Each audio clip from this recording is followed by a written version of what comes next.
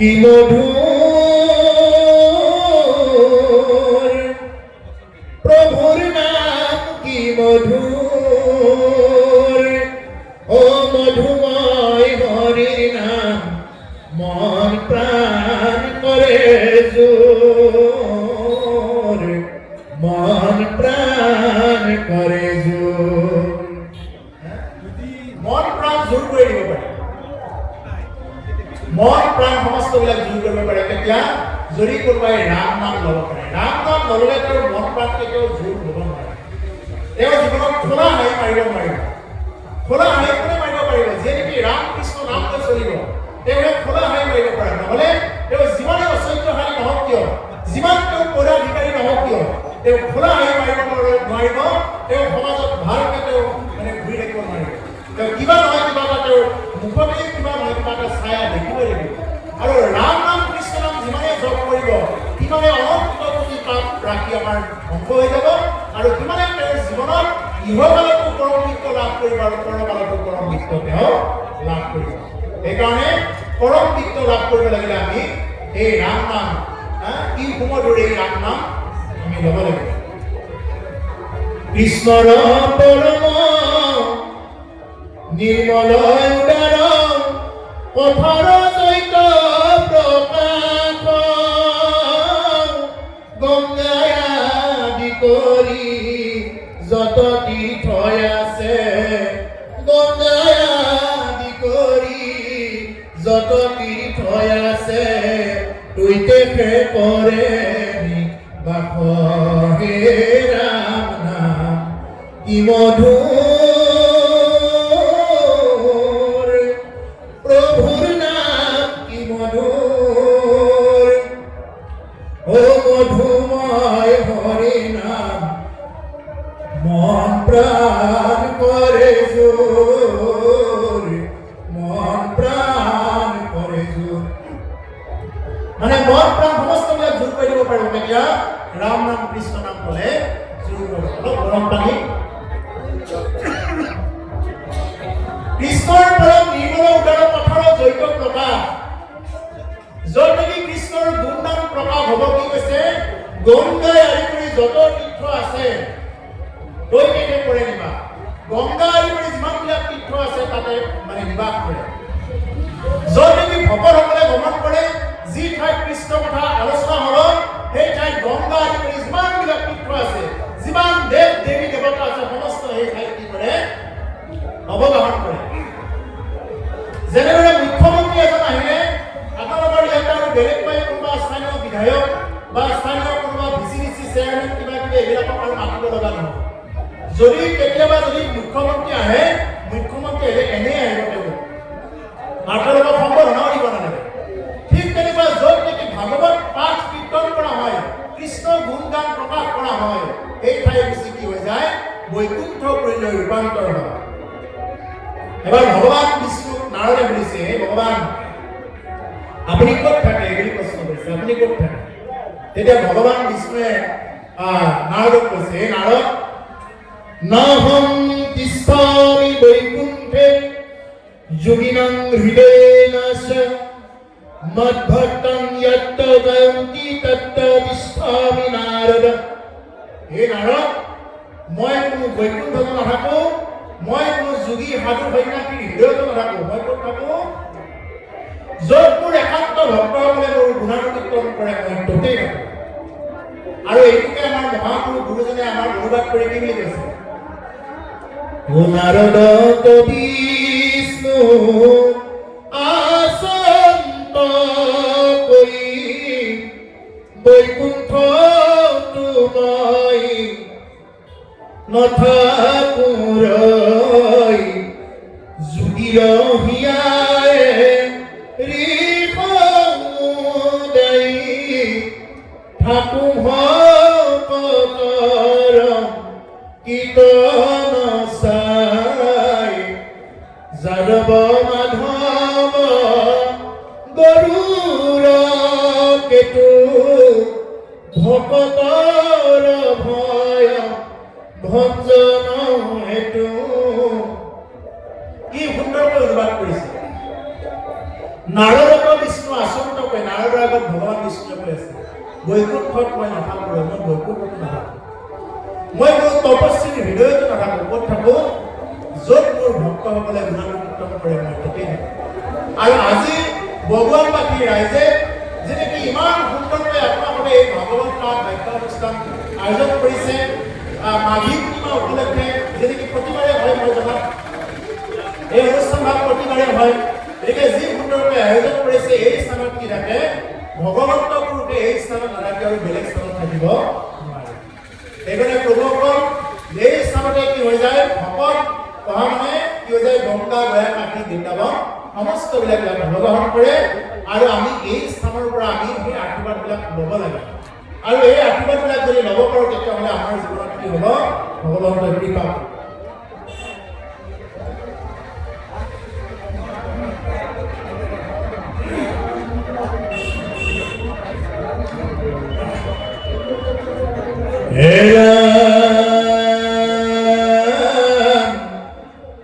হেন কথা উপজয় সাধুৰ সংগত তাক যাৰ সাধু সংগে কুনয়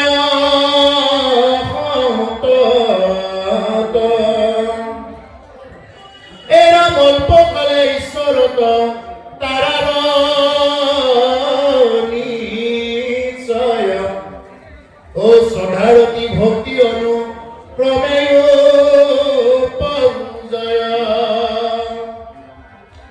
হেন কথা উপজয় সাধুৰ সংগত এই কথাবিলাক কেৱল সাধুৰ সংগতে উপযোগ কৰি গৈছে অসাধুৰ সংগত এই কথাবিলাক নুশুনিব প্ৰভু এতিয়া কলিযুগৰ এতিয়া আৰম্ভণিৰ এই সময়খিনিতে কিমান যে দিগদাৰ কৃষ্ণ কথা কোৱা শুনা কৃষ্ণ কথা শুনা মানুহৰ অভাৱ আজি যে আপোনালোকৰ ৰাইজে এই যে কৃষ্ণ কথা শুনাৰ কাৰণে আপোনালোকে যে সেই আত্মা দেউতা এইখিনি সময় যে ঈশ্বৰৰ ওচৰত ভাগৱতৰ ওচৰত লগাই হৈছে তাৰ কাৰণে আমি বহুত কৃতজ্ঞ অনুভৱ কৰিছোঁ ভগৱতে আপোনালোকক বহুত কৃপা কৰিছে এই যে ইমান বহুমূলীয়া সময়খিনি যে আপোনালোকে ভাগৱতৰ মাজত দি ৰাখিছে কোনোবাই কিবা ব্যক্তিগত কথা কৈ থাকিলে ইমান সময় মানে ৰ'ব টান হৈ যায় ইমান সময় ৰ'ব টানে হৈ যাব যদি কিবা বেলেগ যদি কিবা হেৰি হৈ যায় একেৰাহে বহি থকা গতিকে একেৰাহে আপোনালোকে এই যে কৃষ্ণ কথা শুনি যে বহি আছে বা এই আপোনাৰ ধৈৰ্যটো যে প্ৰভু ভগৱন্তই দিছে এইটো ভগৱন্তই আপোনালোকৰ প্ৰতিগতিককে অশেষ কৃপা কৰিছে সেইকাৰণে কৈছে যে যিসকলে হেনৰ কথা উপজয় সাধুৰ সংগত তাকো যাৰ সাধু সংগে শুনে হত আৰু সাধু সংগে যে নেকি কি কৰিব পাৰে এই কথাবিলাক শুনিব পাৰে সাধুসকলে কি কৰিব হে বাবা ভক্তি কৰা হে আই শুনাচোন বাৰু ৰাম নাম লোৱাচোন এইবুলি কয় যিমানলৈ শুনি আছে মন কৰিব এটা কথা সাধুসকলে খুব সুন্দৰকৈ ক'ব আহকচোন বাবা বহাচোন কৃষ্ণ কথা শুনা যদি তেওঁ নুশুনে তেওঁ শুনাবৰ কাৰণে কিন্তু এজন আছে যদি তেওঁ ভালকে ক'লে নুশুনে তেওঁ শুনাব পৰা আৰু এজন আছে কোন আছে এইজন হ'ল যমৰাজা মৃত্যুৰ মুহূৰ্তত তেওঁক দেখুৱাব যে তেওঁ এই যে অনুভৱটো আনি দিব যে দৃশ্যটো আনি থাকিব যে তুমিতো জীৱনত সাধু সংগই নগ'লা কৃষ্ণ কথাই নুশুনিলা তুমিতো কৃষ্ণ কথা নুশুনিলা তোমাৰ নিজৰ ঠাইতে অনুষ্ঠান হৈ গ'ল ৰাম নাম হৈ গ'ল তুমি কিহত মৰি আছিলা ভগৱানে ধুনীয়াকৈ ক'ব হে আই কৃষ্ণ কথা কোৱা ৰাম নাম কিন্তু জমে কিন্তু এইটো বিচাৰ নকৰে যদি মানুহে চিধা আঙুলিৰে যদি ঘিয়া দিব নোৱাৰে অলপ বেকা কৰি হ'লেও ঘিটো লৈ আহিব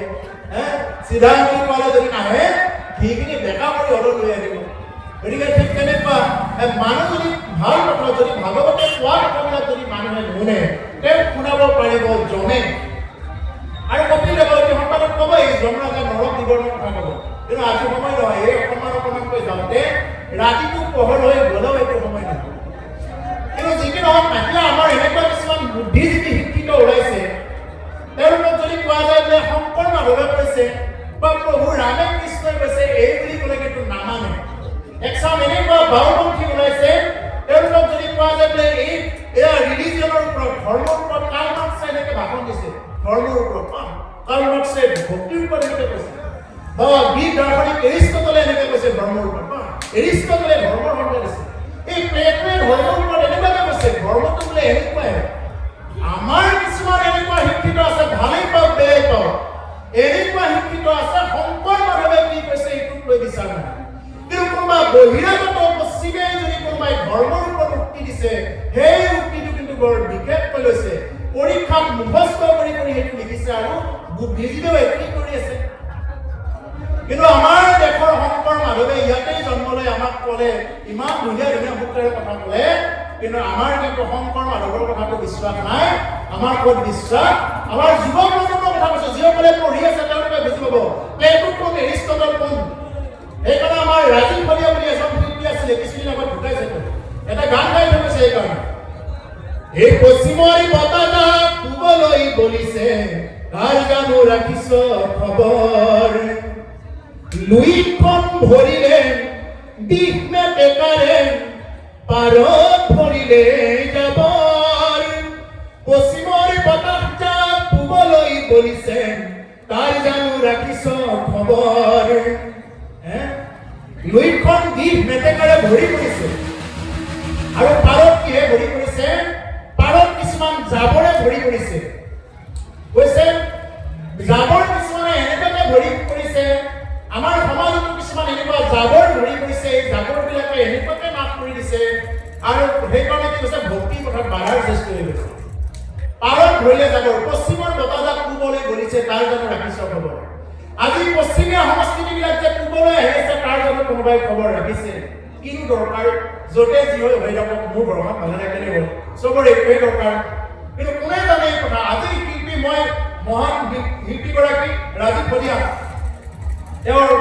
ঢুকাইছে তেওঁৰ আত্মাৰ সদ্যতে কামনা কৰিছোঁ মই খুব ভাল পাওঁ তেওঁৰ গানবিলাক খুব ভাল পাওঁ বিপ্লৱী গান আপোনালোকেও নিশ্চয় ভাল পায় তেওঁৰ গানবিলাক শুনিছে নিশ্চয় কিন্তু তেওঁ সেইটো কৈছে যে আমাক এনেকুৱাকৈ আঁকোৱালি লৈছে আমি নিজৰ দেশৰ শংকৰ মাধৱক চিনি নাপাওঁ আমি যদি কোনোবা বাহিৰাগত বেপৰুৱা গুৰু যদি আছে আমি তেওঁক গুৰু বুলি ল'ম দৰকাৰ হ'লে বেপাৰী কিছুমানক ল'ম দৰকাৰ হ'লে কিন্তু আমি শংকৰ মাধৱক আমি নাজানো সেইকাৰণে আখ্যান কৰি ৰসৰাজ লক্ষ্মীনাথ বেজবৰুৱাই কি কৈছে এই গুৰু লাগে মই শিক্ষিত বিশ্ব গুৰু লাগে মই শিক্ষিত বিশ্ব জগতক জাননী দিলো জগতৰে গুৰু শ্ৰী শংকৰ ঘৰতে অন্ধলাই নেদেখিলো হে গুৰু শংকৰ প্ৰেম বুলি জগতেই ঘূৰিলো ঘৰতে আছিলে প্ৰেম ধনে ধনে কৰি ঢাপলি মেলিলো ধনে ধনে কৰি ঢাপলি মেলিলো ইয়াতে পৰমে ধনে হে গুৰু শংকৰ আমি কি নকৰো শংকৰ গুৰুৱে যে আমাক কিবা কৈ গৈছে আমি শংকৰ গুৰুৰ কথা আমি নামানো এই শংকৰ গুৰুৰ কি আৰু কেনে গ'ল আৰু এইবিলাক এক্সাম এনেকুৱা লোক আছে মই নাম নকৰো এক্সপায়াৰী ডেটেই গেল বুলি কয় কিছুমানে এনেকুৱাকৈ প্ৰচাৰ চলাই আছে তেওঁৰ বোলে ম্যাদে গ'ল বোলে এনেকুৱাকৈ কৰি আছে মই এক্সট্ৰাকৈ সুধিলে মই কম কোনটো দলে কৰি আছে এইবিলাক কিন্তু শংকৰ মাধৱে যিবিলাক দিছে বোলে মোক গুৰু লাগে শিক্ষিত শিষ্য জগতক জাননী দি আছো বোলে আমাক গুৰু লাগে কিন্তু গুৰু কাৰ ওচৰত ধৰিলে কি আমি গুৰু দেখা নাই আৰে তোমাৰ নামঘৰৰ দুৱাৰ মুখতে ভক্তি ধৰ্ম ৰৈ আছে জগতৰ গুৰু শ্ৰী শংকৰ ঘৰতে অন্ধলাই নেদেখিলো শ্ৰী শংকৰ ঘৰতে আছে তোমাৰ কিন্তু তুমি দেখা নাই জগত গুৰু যি জগত গুৰু শংকৰদেৱে আমাক কেৱল এটাই কথা কৈছে হে ভাই মুখে বোলা নাম হৃদয় ধৰা ৰূপ এতেকে মুকুতি পাইবা কহিলো স্বৰূপ এতেকেটো ক'ত ব্যৱহাৰ কৰে অংকৰ শিক্ষকবিলাকে জানিব বা যিসকলে অংক পঢ়িছে তেওঁলোকে বুজি পাব মানে এতেকে মানে এইটো হ'ল সমাধান আৰু হৈ গ'ল আৰু প্ৰুফ এইটো মানে এতেকে মহাগুৰু গুৰুজনাই একে হাৰতে কৰিলে মুকুতি কেনেকে পাবা ভাই মুখে বোলা নাম হৃদয়ে ধৰা ৰূপ মুখেৰে নাম ল'লেই নহ'ব হৃদয়ত তুমি ঈশ্বৰৰ ৰূপটো ধ্যান কৰা ক'ৰ পৰা পাবা এই ধ্যানটো গুৰুৰ মাধ্যমত পাবা এই ৰূপটো ধ্যান কৰা এতেকে মুকুতি পাইবা কহিলো স্বৰূপ আৰু একেবাৰে সমাধান কৰি একদম শ্বৰ্ট ফৰ্মত কিছুমান অংক শ্বৰ্ট ফৰ্মত কৰিব পাৰে নহয় ইমানবিলাক অপায় নাথাকিলেও হয় এই শ্বৰ্ট ফৰ্মত আনি সেই অংকটো কি কৰি দিছে তেওঁ একেবাৰে কৈ দিছে এতেকে মুকুতি পাইবা কহিলো স্বৰূপ মই একদম স্বৰূপত কৰিছো এই কথাটো যে মুকুতি পাই মুকুতি নোপোৱাৰ কোনো কথা নাই গতিকে মুকুতি পাবলৈ যাৰ ইচ্ছা আছে তেওঁ কি কৰা ৰাম নাম লোৱা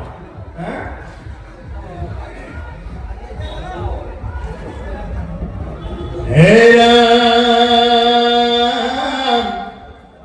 ভক্তি ভয়ে পুৰুষৰ বৈৰাগ্য জন্ময় তেৰে হৃদয়ে জীৱে মুকুতি পায় এৰামে মুনি দেৱহূতি আচন্ত সম্প্ৰতি এই বিষয়ত পুনম উচিত ভক্তি ভক্তি হলে পুৰুষৰ বৈৰাগ্য জন্ম ভক্তি হলেহে জীৱৰ কি হ'ব বৈৰাগ্য জন্ম হ'ব বৈৰাগ্য মানে মই সংসাৰত আছো থাকিও যেন নাই এই চিন্তাধাৰাটো আহিব লাগিব কৰিব বোলে মোৰ সকলো আছে কিন্তু সকলো নাই নাই বুলি ধৰি ৰাখিব লাগিব মোৰ যেন আছে মই দুদিনৰ কাৰণে এইবিলাক লৈ আছো আকৌ যাম এইবুলি আমি ধৰিব লাগিব এই দেহৰ মূল্য নাই পুৰা দিলে হইবে চাই প্রাণবায়ু সারিয়া যাইবে নদীর কূলে হইবে বাসর অন্তিম কালে মন মোর সোনা তুমি কি আর জানো না সঙ্গে তুকাও যাবে না নদীর কূলে হইবে বাসর অন্তিম কালে সময় থাকিতে কেনে গুরু ভজিল না এই দেহাৰ মূল্য নাই জুবিনৰ ভক্তসকলে চিঞৰি আছে আমি তেওঁৰ ভক্ত আমিও ভক্ত আমি তেওঁৰ মহান আত্মাৰ ভগৱতী কাৰণে সদায় প্ৰত্যেকখন ভাগৱত অনুষ্ঠানত তেওঁৰ কথা গাৱে আৰু কয় আৰু কথা এই দেহাৰ মূল্য নাই পুৰা দিলে হইবে চাই এইটো দেহাৰ কি মূল্য আছে পুৰা দিলে হইবে চাই মানৱ দেহ মাটিৰ ভাণ্ড ভাঙিলে হইবে খণ্ডৰে খণ্ড মানৱ দেহ মাটিৰ ভাণ্ড ভাঙিলে হইবে খণ্ডরে খণ্ড ভাঙিলে দেহ জোড়া নিবার নাহাই আর ভাঙিলে দেহ জোড়া নিবার নাহাই একবার হরি বল মনের শোভনা মানব দেহের গৈরব কইর না একবার হরি বল মনের শোভনা মানব দেহের গৈরব কইর না এইটো আপোনালোকৰ এই স্থানীয় গীতটো নহয় জানো আমাৰ সকলোৰে শ্ৰদ্ধাৰ প্ৰতিমা বৰুৱা পাণ্ডে আইগৰাকীয়ে ইমান সুন্দৰকৈ এইটো গাইছে মোৰ অৱশ্যে উচ্চাৰত কিবা এটা দুটা শব্দ ভুল হৈ যাব পাৰে কাৰণ আপোনালোকৰ লোকেল ঠাইৰ এইটো গীত গতিকে সেইটো কৈছো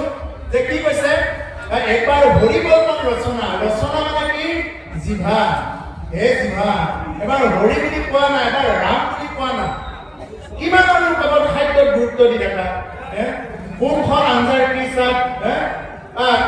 কোনে চাহৰ লগত কি দিলে এইবিলাক কিমান গুৰুত্ব দি থকা হে জিভা এবাৰ ৰাম বুলি কোৱা নাই মানৱ পুৰুষে জিভা গালি পাৰিছে হে জিভা জানো তই ৰসৰ সাধক তই ৰাম নাম নবোল মোৰ আজ্ঞা তই নামান এইবুলি কি কৰিছে জিভাক গালি পাৰিছে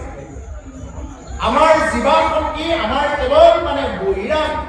বস্তুবিলাক বাহিৰবিলাক মানে বস্তু খাদ্য এইবিলাকক লৈ আমাৰ জিভাৰ ধৰ্ম চকুৰ ধৰ্ম কি কোনে কিমান বিল্ডিং মাৰিছে কোনে এখন গাড়ী লৈছে এইবিলাক হ'ল চকুৰ ধৰ্ম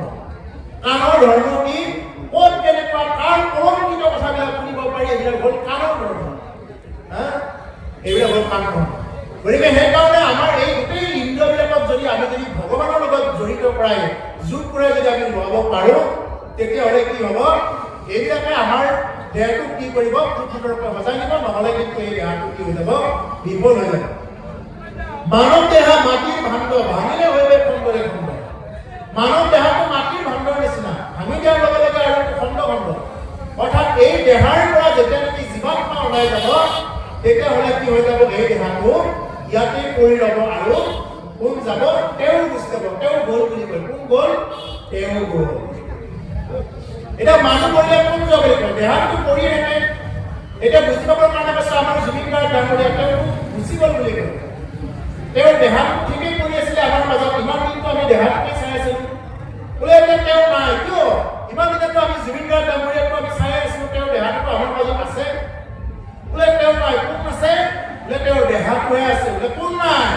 বোলে আত্মা নাই। আৰু এই জ্ঞানটোৱে মহামুনীন্দ্ৰ মহন্ত সুখদেৱে মহাৰাজ পৰীক্ষিতক দিছিল, হে ৰাজন, তুমি আৰু তোমাৰ শৰীৰটো সম্পূৰ্ণ বেলেগ বেলেগ, একেটাই নহয়। এতিয়া মই আৰু মোৰ শৰীৰটো সম্পূৰ্ণ বেলেগ বেলেগ ল'ব পাৰোঁ। মই মানে আপোনালোক সকলোকে কৈছোঁ, আমি নিজে নিজে ভাবি ল'ব লাগে, মই আৰু মোৰ শৰীৰটো সম্পূৰ্ণ বেলেগ বেলেগ। যদি প্ৰশ্ন কৰা যায় এই হাতখন কাৰ বুলি ক'লে কি বুলি ক'ব? হাতখন কাৰ বুলি ক'লে উত্তৰটো কি আহিব? মোৰ হাত। কোনোবাই ক'ব নেকি মই হাত বুলি ক'ব নেকি? নকয়। কাৰ হাত? মোৰ হাত। বোলে ভৰিখন কাৰ? মোৰ ভৰি। বোলে পেটটো কাৰ? মোৰহে পেট। চকু কেইটা কাৰ? মোৰহে চকু। কোনোবাই ক'ব নেকি মই চকু, মই দাঁত, ময়ে কাণ, এনেকৈ কয় নেকি? নকয়। তাৰমানে মোৰহে হাত, মোৰহে ভৰি। মানে মোৰ মানে কোন ময়ে কৈ আছো? মই হলো আত্মা। আৰু মই আত্মাই কৈ আছো কি যে মোৰহে এই দেহাটো। মই যিদিনা ওলাই গুচি যাম সেইদিনা কি হৈ যাব? ইয়াত এই দেহাটো পৰি যাব না, এই দেহাটো পৰি যাব। আৰু আমাৰে কোনোবা একদম আমাৰ যিবিলাক নেকি আমাৰ বংশীয় মানুহ থাকে, সিহঁতে মুখাগ্নি কৰিব, সিহঁতে মিলি ভোজ ভাত খাব, দুদিনমান পিছত সেইবিলাক চব পাহৰি যাব। অপ্ৰিয় হলেও সত্য কথা কি, মানুহ মৰিলে কিয় কাৰণে জানে? নিশ্চয় তেওঁ কাৰোবাৰ কিবা লায়ক হৈ আছিলে, এতিয়া তেওঁ গুচি গ'লে এতিয়া কোনে খুৱাব এইটো চিন্তা কৰিহে মানুহে কাম কৰে। বোলে বাঘজন যদি আগতে ঢুকাই যাব লগা হয় তেতিয়া আইগৰাকীয়ে কান্দিব। কিয় কান্দিব? বোলে এওঁ ইমান দিনে আমাৰ ল'ৰা ছোৱালীহঁতক চাই আছিলে, টিউচনৰ পইচা দি আছিলে, এতিয়া কোনে দিব টিউচনৰ পইচা? যদি আকৌ আইগৰাকী ঢুকাই যাব লগা হয় কি বুলি কান্দিব পুৰুষজনে? বোলে তেওঁ গ'ল, এতিয়া সময়ত কোনে কাপোৰ ধুই দিব? এইবুলিহে মনে মনে ভাবি কান্দিব। এনেইতো তেওঁ যে গ'ল এইবিলাকক লৈ ইমান বেজাৰ নাই। অপ্ৰিয় হ'ব সত্য কথা। দুদিনমান পিছত এইবিলাক চব নাচি বাগি আকৌ একে আগৰ দৰে হৈ যাব। সেইকাৰণে এই সংসাৰত মানুহে ভাবে মোকেই ভাল পাওক মানুহে। মিছা কথা, পাহৰি যোৱা এইবিলাক কোনেও কাকো ইমান ভাল নাপায়। পাহৰি যোৱা। কিন্তু এখন নাটক দেখুৱাই থকা, বোলে এখন নাটক, এই যে কোনেও কাকো ভাল নাপায় দুদিনৰ কাৰণে। এই মায়াৰ ধৰা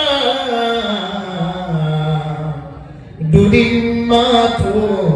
থাকিবা তুমি, জীৱন গলে নিবলে কোকে নেপাবা তুমি। এই মায়াৰ ধৰাত মাত্ৰ আজি আজি আহি আছো ক'ব নোৱাৰো, কালি ৰাতি আছে দুদিন থাকে। আজি এতিয়া আহিছো, ঈশ্বৰে লৈ আনিছে। কালি কি হয় কোনে জানে? কালিলৈ কি হ'ব, পৰহি কি হ'ব, এইটো আমি কোনেও নাজানো। সেইকাৰণে কি কৰিব দিছে, জীয়াই থকা দিনকেইটাতে আমি কি কৰিব লাগে? হাঁহি মাতি চলিব লাগে। ৰাম নাম কৃষ্ণ নাম লৈ মানে মতলীয়া হৈ চলিব লাগে। কিহত মতলীয়া? ৰাম নাম কৃষ্ণ নাম ভক্তিত মতলীয়া হৈ চলিব লাগে। নহ'লে মানুহে ভাবে মোকেই ভাল পাওঁ। কোনে কাক কিমান ভাল পায়? কোনেও কাকো যিটো হিচাপত ভাল পাব লাগে সেইটো হিচাপত কোনেও কাকো ভাল নাপায়। এটাই স্বাৰ্থ আছে, কিবা নহয় কিবা এটা স্বাৰ্থ লুকাই আছে। এটাই তুমি দেখা ধুনীয়া, যিদিনা তোমাৰ সেই দেখাৰ সৌন্দৰ্য যিদিনা গুচি যাব সেইদিনা তোমাক কোনেও ভাল নাপাব। যিদিনা তুমি কাম কৰি দিব নোৱাৰা হ'বা ঘৰত, সেইদিনা তোমাক কোনেও ভাল নাপাব। যদি বিশ্বাস নকৰা এই বুঢ়া মেথাবিলাকক চোৱা, বুঢ়া বুঢ়ীবিলাকক চোৱা, কোনেও কাক কিমান ভাল পাই আছে চোৱা। কি বুলি ক'ব? এই বুঢ়া খালে খা, নাখালে মৰি যায় বুলিয়ে ক'ব। নাতি নাতিনী, যি নাতি নাতিনী ইমান ধুনীয়াকৈ মৰম কৰি লৈ ফুৰে, এই নাতি নাতিনী এটা সময়ত তেনেকৈ কৰি দিব। গতিকে সেইকাৰণে এয়া হ'ল মায়াৰ খেলা, মায়া। এই মায়াৰ কথা ক'ব লাগিলে প্ৰভুসকল বহুত দীঘল। আজি যিহেতু সময় মানে কি চিগনেলটো আপোনালোকে দি দিব যেতিয়া এৰিব লাগে, মইতো আছোঁ, কিন্তু আপোনালোকৰ যদি ৰাতি হোৱা বুলি ভাবে মোক চিগনেলটো দি দিব। কিন্তু মায়াৰ কথা ক'ব লাগিলে বহুত মানে অকণমান সময়ত এইবিলাক কথা মানে হেৰিয়ে নহয়। তথাপি মই এটাই কওঁ যে আমি চব মায়া সজ্জাৰ মাজত ভ্ৰমতি গৈ আছোঁ। আমাৰ ইয়াৰ প্ৰায় ভূলোকৰ পৰা ভূগলোক, জনলোক, মহলোক, তপলোক, সত্যলোক, সত্যলোকত ব্ৰহ্মাৰূপে, ব্ৰহ্মাৰ পৰা সপ্ত বৈকুণ্ঠ। আমাৰ তলতটো তল, অতল, বিতল, ভূতল, তলাতল, ৰসাতল, পাতাল যিমান আছে সমস্তবিলাক কি আছে? মায়া সজ্জাৰ মাজত ভ্ৰমতি গৈ আছে। এই মায়াৰ মাজত আমি কিয় ব্ৰহ্মাদি দেৱতাসকলো ভ্ৰমতি গৈ আছে? সেইকাৰণে কি গায়? হে ব্ৰহ্মায়াধি কৰি জীৱ যত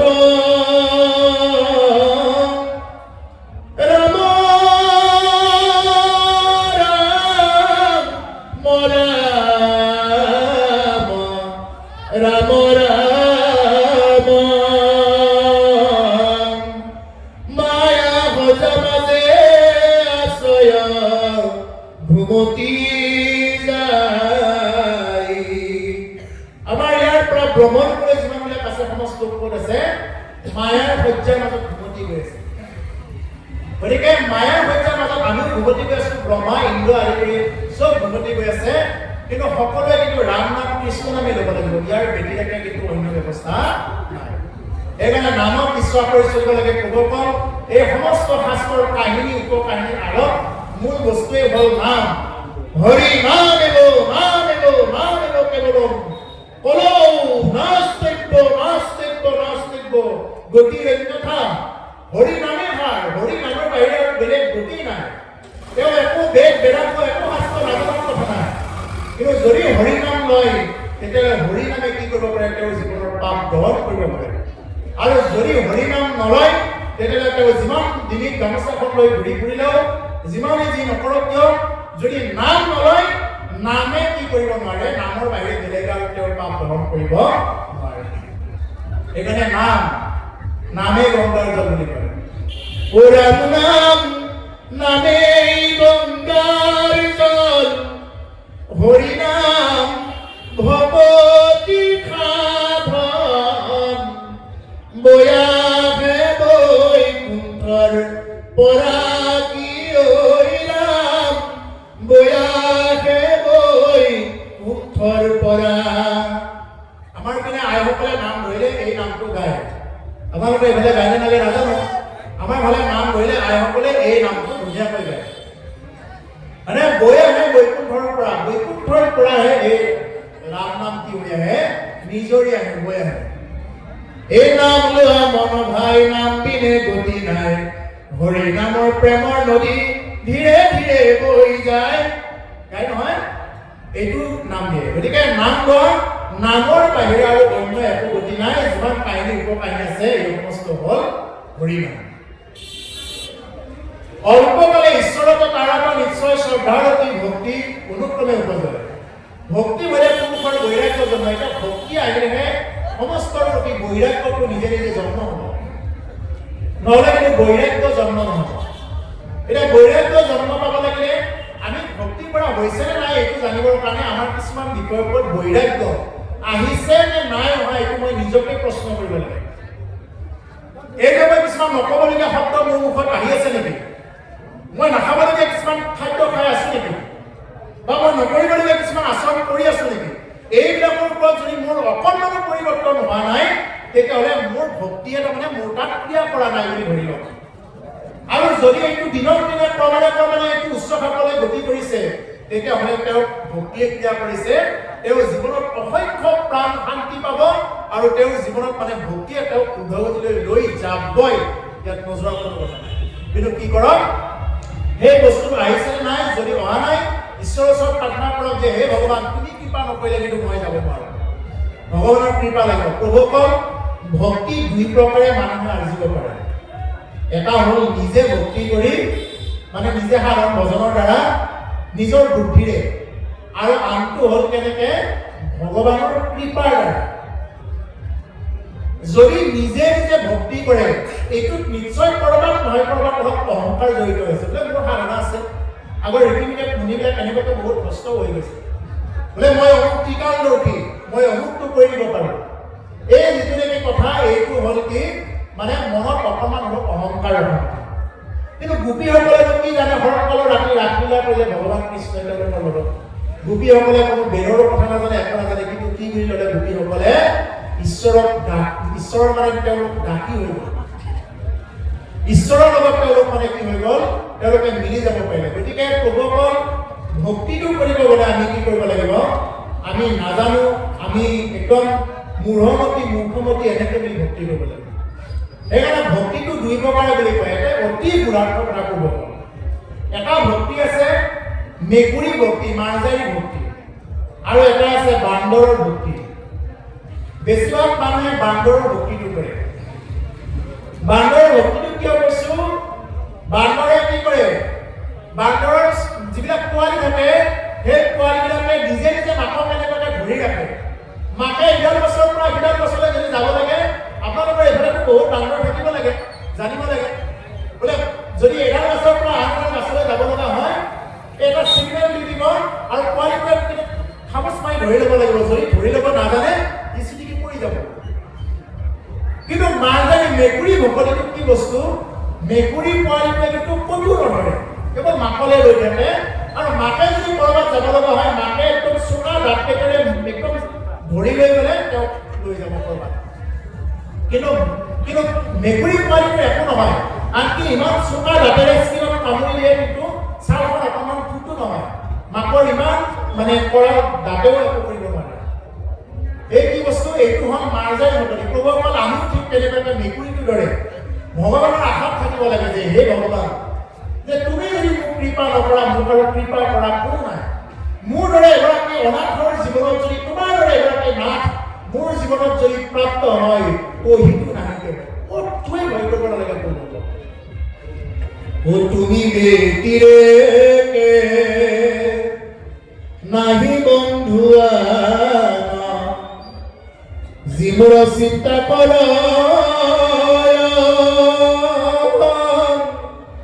তুমি যদি নাথ পাও প্ৰভু কহিতো নাহিতে ভয় ওহৰি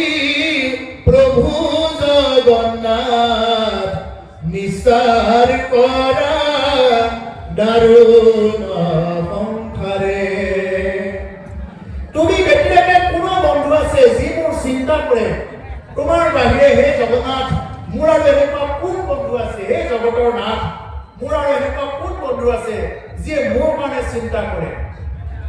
তোমাৰ দৰে এগৰাকী নাথ মোৰ দৰে অনাথৰ এগৰাকী জীৱনত যদি মোৰ দৰে অনাথ এটাৰ জীৱনত যদি তোমাৰ দৰে নাথ এবাৰ যদি প্ৰাপ্ত হৈ যায়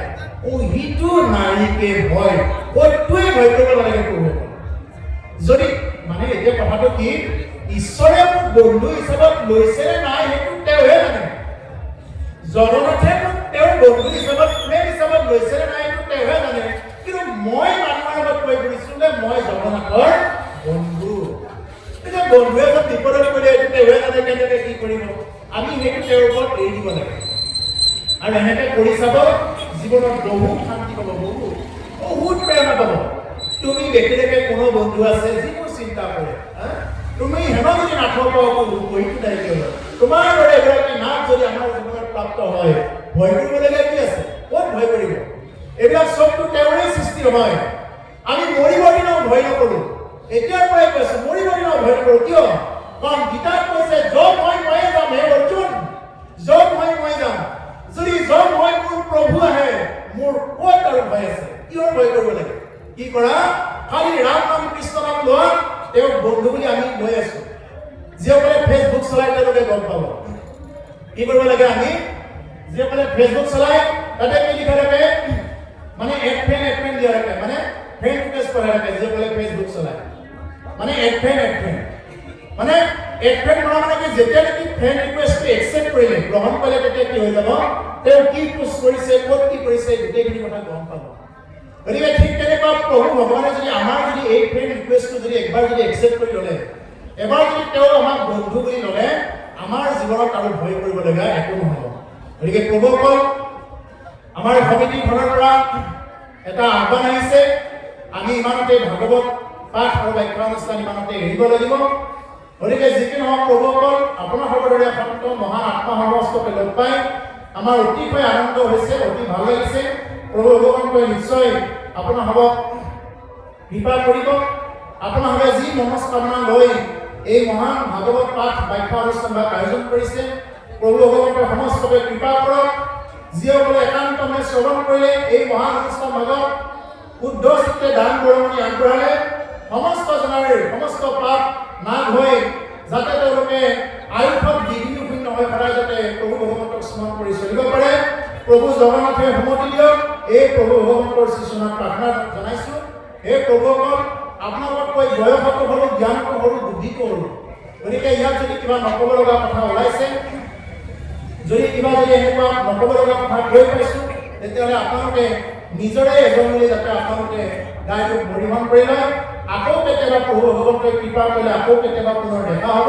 প্ৰভু ভগৱন্তই আপোনালোক সমস্তকে কৃপা কৰক আৰু যি এই 5 দিনীয়া বৰ্ণাঢ্য অনুষ্ঠান ভাগ, এই অনুষ্ঠান ভাগ যাতে প্ৰভু ভগৱন্তই সুকলমে লৈ যায়, এই প্ৰভু ভগৱন্তৰ শ্ৰীচৰণত প্ৰাৰ্থনা জনাই আমাৰ ভাগৱত পাঠ আৰু ব্যাখ্যানুষ্ঠান ভাগ ইমানতে আমি সমাপ্ত কৰিছোঁ আৰু একেলগে আমি এই ঘোষাৰে সমাপ্ত কৰিছোঁ। কৃষ্ণ অপৰাধম বিনা